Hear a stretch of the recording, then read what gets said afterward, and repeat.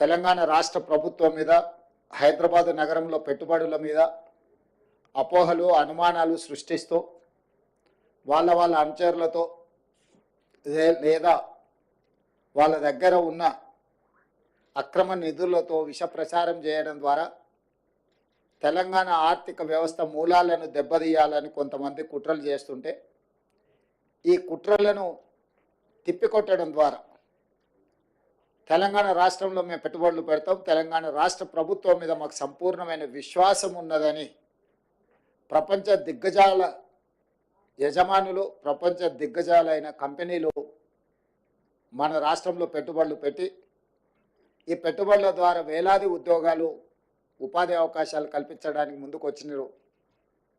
కుట్రలను కుతంత్రాలను అన్నిటిని కూడా పటాపంచలైన ఈరోజు మా ప్రభుత్వం మీద వారు వ్యక్తపరిచిన విశ్వాసం, నమ్మకం ఈనాటిది కాదు. ఆనాడు 2004 నుంచి 2014 వరకు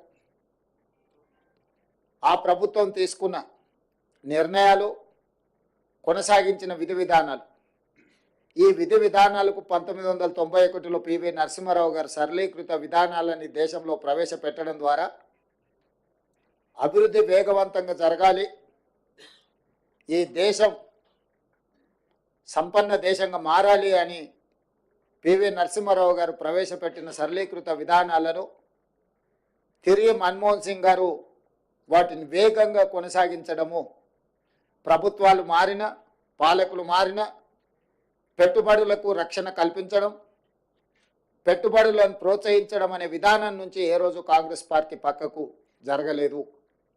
అందుకే 2004 నుంచి 2014 వరకు 10 సంవత్సరాలు ఈ దేశంలో సమూలమైన ఆర్థిక సరళీకృత విధానాలను అమలు చేయడం ద్వారా ప్రపంచానికి ఒక నమ్మకాన్ని, విశ్వాసాన్ని కలిగించిన బలమైన నాయకత్వం కాంగ్రెస్ నాయకత్వం. ఆ కాంగ్రెస్ నాయకత్వంలో ఏర్పడ్డ తెలంగాణ రాష్ట్ర ప్రభుత్వం పట్ల 13-14 నెలల్లోపనే సంపూర్ణమైన విశ్వాసం చూపించి 1,80,000 కోట్ల రూపాయలను తెలంగాణ రాష్ట్రంలో అంతర్జాతీయ స్థాయి సంస్థలు పెట్టుబడులు పెట్టడము, ఇది నిరంతర ప్రక్రియ. నిరంతరం మా ప్రభుత్వం చేసిన కృషిని, మా ప్రభుత్వం పాటిస్తున్న విధానాలను రాజకీయపరమైన అంశాలలో విభేదించిన రాష్ట్ర అభివృద్ధి విషయంలో 2004 కంటే ముందు తెలుగుదేశం పార్టీ అమలు చేసిన విధానాలు రాష్ట్ర ప్రయోజనానికి అనుకూలంగా ఉంటే ఆనాడు వాటిని కొనసాగించిన.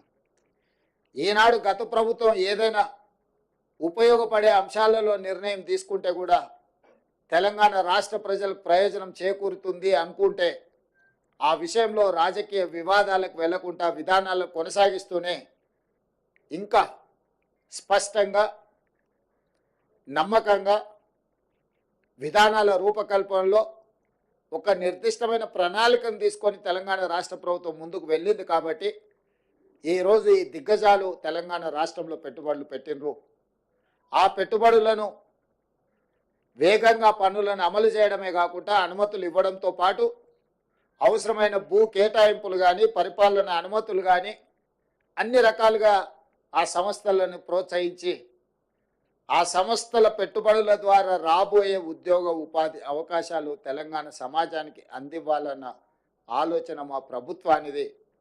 ఈ అంశాలను మేము దావోస్లో ఒప్పందాలలో బిజీగా ఉన్న మీడియా మిత్రులు తెలంగాణ ప్రజలకు ఎప్పటికప్పుడు చేరవేస్తూ ఎవరైనా అనుమానాలు సృష్టించాలన్నా, అపోహలతో కూడుకున్న ప్రచారాలు కల్పించిన మీడియా మిత్రులు వాటన్నిటిని కూడా పటాపంచలు చేస్తూ ఈ ప్రభుత్వం, ఈ రాష్ట్రం, ఈ హైదరాబాదు నగర అభివృద్ధి మన అందరిది అని చెప్పి సహకరించిన మీడియా మిత్రులందరికీ కూడా మనస్ఫూర్తిగా ధన్యవాదాలు తెలియజేస్తున్నా.